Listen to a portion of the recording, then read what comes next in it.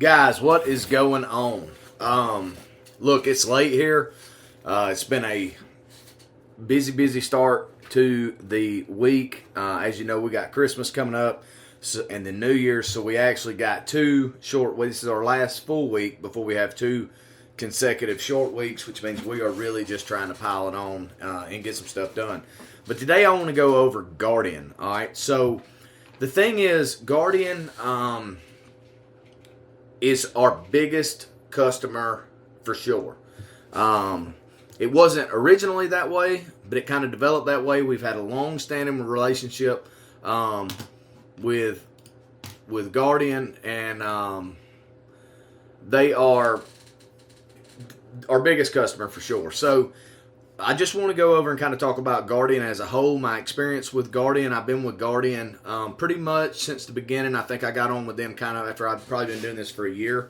But just to put things into perspective, this is our year to date with Guardian, and this is just how much, $799,000 is what we've done with them year to date thus far.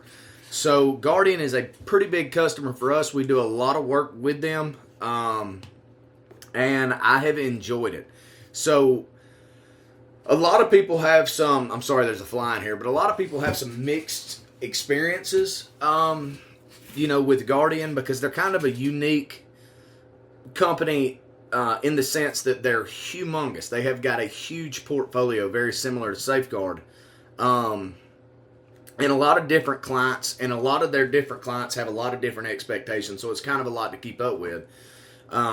And recently, in the last couple of years, they transitioned all of their quality control over to people from different countries who, in my opinion, don't do a great job. They are getting a little bit better. But, one of the standing things, if you do a lot of work with Guardian, is used to, especially like a year ago, it was way worse than it is now. You'd get a lot of rejections that were just kind of bullcrap.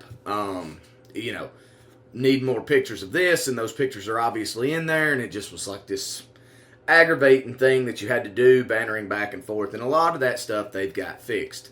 But like I said, they have a humongous portfolio. They got a lot going on, so I think they outsourced it, just trying to do what was best for them at the time. But hey, every one of these that I've done, I've broke down into several different categories, and so I'm kind of just rating my experience with them off of all of the same categories. But number one is pay. Guardian pays, if you just looked, kind of like NFR, but and Brookstone, if you looked at the 2016 allowables that HUD put in place then, you can basically take those minus 25%, and that's your pay. So you're getting 75% of the HUD allowables, which is great. A lot of the secures, now they have a couple of clients that is kind of frustrating, because you'll get a secure, it'll be a mobile home, it'll only be a lock set and a winterization, and you got to go do them anyways because it's in your area, and that's kind of what you do. But they don't offer any bids, none of that type stuff. So you're really just going out there, slapping some padlocks on, and you just don't make any money doing that. But that is a small part of their portfolio, but you do have to do it. Let me turn this heater on. And then but their pay is HUD minus 25, which is great. They pay really, really well. They take this is what's cool about Guardian. They take your bids, they mark it up, they submit. So you're actually getting your bid prices rather than you submit your bid prices and them take their percent off of your original bids. They mark your bids up, which is great. NFR doesn't do that. Brookstone doesn't do that. Other than VRM, for us anyway, Guardian is the only client that we have that we actually get our approval pricing. So that is spectacular. So pay, I really put them up there at the top. Accessibility, so being able to get in touch with people when you're in the field or you got questions. There's a lot of people up there. You can't always get the person that you want to speak to on the phone, but most of their important people have company cell phones. You can text them, you can email them, you can call them. It's, for the most part, pretty good. Their retention doesn't seem to be great, so it seems like the cell phones are constantly revolving from one place to another. And they move people from one team to another team more than any company that I've ever seen in my entire life. You'll get an email saying so-and-so is moving to this department. Then 2 weeks later, so-and-so is moving back, and then back and forth. They, have this ever-revolving musical chairs going on up in their department, but generally you can get somebody on the phone. So they're probably like a 5 out of 10 on accessibility. Pay times. This is the part where Guardian sucks. So Guardian is net 30. But what that means is it's not actual net 30. So like if you do work for the government and you submit that work on June 16th, you can expect to get paid for that on July 16th. Guardian, however, pays you net 30 based on your sales for the month prior. So in October, whatever you've done in October, you're going to get paid for at the end of November. So if you're just getting started with Guardian, you're going to work 2 months before you get paid. A couple of times we've done huge insurance claims that we've just try our best to get done by the end of the year, and we fall short, or by the end of the month, and we end up falling short, and we end up submitting them early into the next month, and that sucks because now you've got a tremendous amount of money tied up.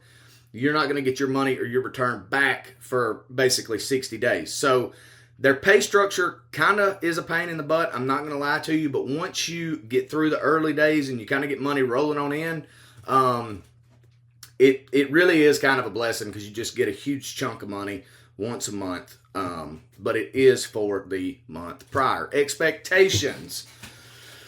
They've got pretty basic expectations. In fact, I think as far as quality of work, I've seen some pretty crappy stuff get by.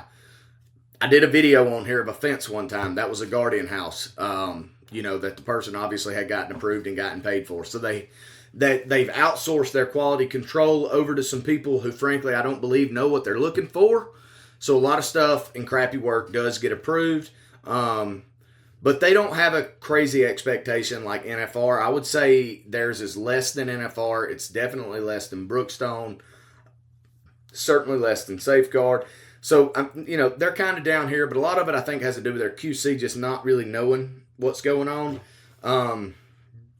But as far as quality of work, we always submit great quality of work.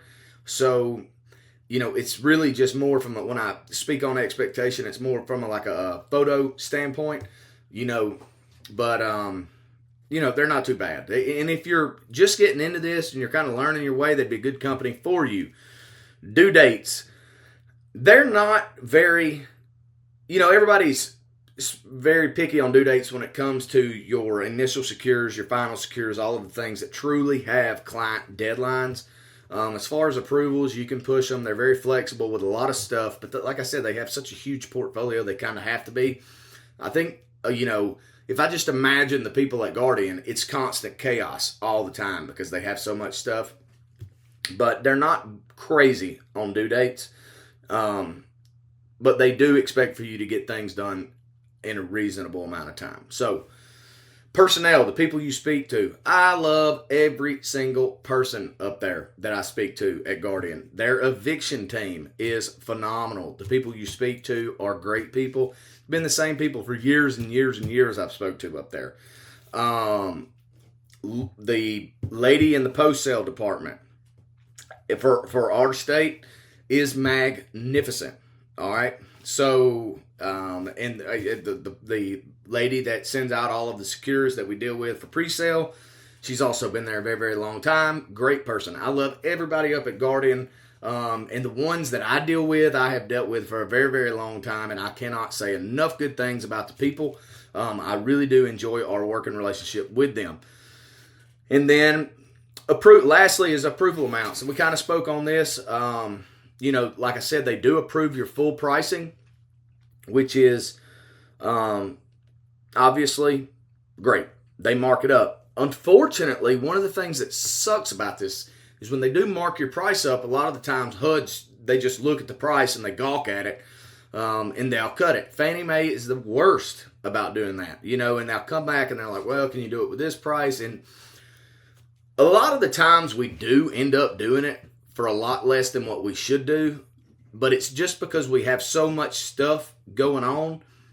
I just kind of look at it and I'm like, could we go do that in conjunction with something else? And even though it's only an 11 or 12% profit margin. If we tack that on for the day that we're going to spend here, and, you know, we put them together, and I just kind of like try to be, you know, kind of throw it in there with some other stuff. So we do some stuff a lot cheaper sometimes, specifically for Fannie Mae, than we should. We'll use, you know, leftover material, whatever the case, and just kind of get it done to get it out of the way. Because I don't want to be that guy who I'm getting great pricing, great price, and then something kind of Bobo comes up, and I'm like, oh, no, I'm not doing that. So a lot of the times I always try to figure out a way to get it done anyway, just to help, you know, Guardian, because obviously if their client is happy with them, then that helps me. So I want their scorecard, their, you know, whatever. I want all that to be great. So, because obviously it helps me. So, you know, Guardian, I have really, really enjoyed, my experience, what we've done with Guardian. You know, we've done a lot of sales with Guardian. We've done a tremendous amount of work with Guardian. We've been all over the country doing work for Guardian. And I've never had any issues. They have always paid what they were supposed to pay. Now, when you're getting a remittance that has 140 work orders in it, and you're going through, a lot of the time, some of them will be knocked down, $10, $15. Some of them you'll get overpaid for $10 or $15. And I don't panic so much about that, just as long as there's no big ones in there, because most of the time, by the end of the remittance, it's kind of just worked itself to where it was even. But I cannot recall a single time where I thought I was going to get paid for something and I did not with Guardian. So I enjoy Guardian. I think they're a great company. They're certainly a great company if you're just getting into this and you just want to get your feet wet. They do have a big portfolio, so don't just dive off in there trying to take everything you can possibly get. But like I said, I mean, this year, you know, we've done basically $800,000 with Guardian. It's December, you know, middle of December. So they certainly have work. And, you know, like I said, from my experience, they are a very, very good company to work for. And I know you see the overdue payment area up here. It's not really the way I have my invoices set. Is mine are set at net 30. So like I said, anything that we've done, like November the 7th, that we know we're not going to get paid for until the end of December, is now showing red. So they're not really overdue that amount. That's just kind of the way, you know, a deal right here with QuickBooks. So I hope you guys are enjoying these videos. I hope I'm covering everything. At least I'm covering all the things that I believe are important. If you have any questions, like I said, leave a comment. I'm going to leave a link to the Discord. So I started a Discord. This Discord is for everybody from YouTube who watches my videos to get in there.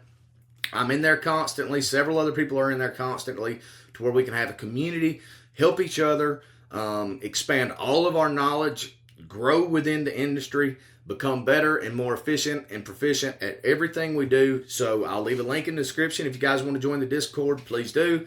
Give me your feedback. If you like the stuff that I'm talking about, let me know. If there's anything you'd like for me to talk about, let me know. So if you don't hear from me between now and Christmas, I hope you guys have a Merry Christmas, and I will catch you later.